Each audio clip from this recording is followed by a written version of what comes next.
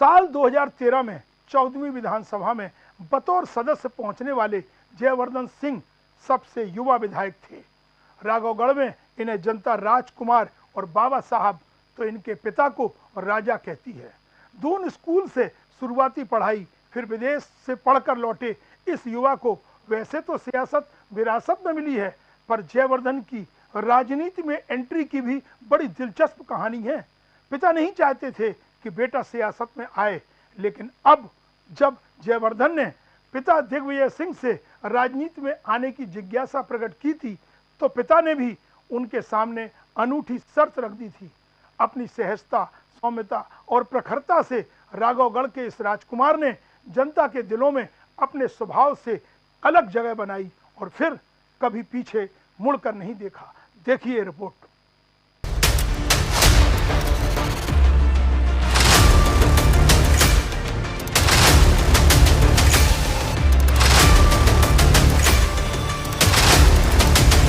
9 जुलाई सन 1982 को जन्मे जयवर्धन सिंह ने दून स्कूल से शुरुआती पढ़ाई की। इसके बाद जयवर्धन ने दिल्ली यूनिवर्सिटी से ग्रेजुएशन किया और आगे की पढ़ाई के लिए अमेरिका की कोलंबिया यूनिवर्सिटी में दाखिला लिया।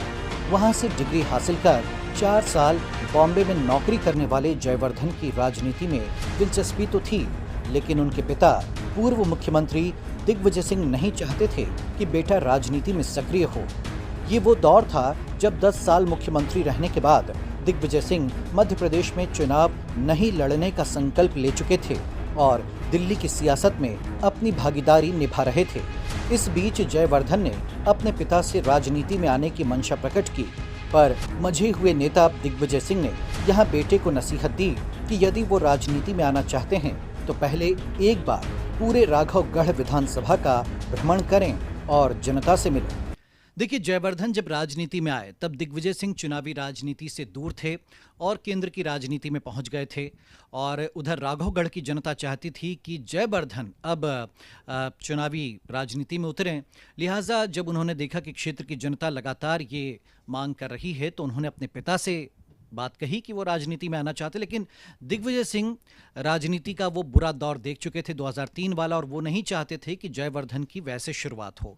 लिहाजा उन्होंने पहले अपने बेटे को ये कहा कि वो जाए, पहले पूरे क्षेत्र का दौरा करे, क्षेत्र की जनता से मिले और जनता की सेवा कैसे की जाती है, जनता में कैसे घुला मिला जाता है, इस बात को समझे। और देखिए, दिग्विजय सिंह को चाणक्य यूं ही नहीं कहा जाता।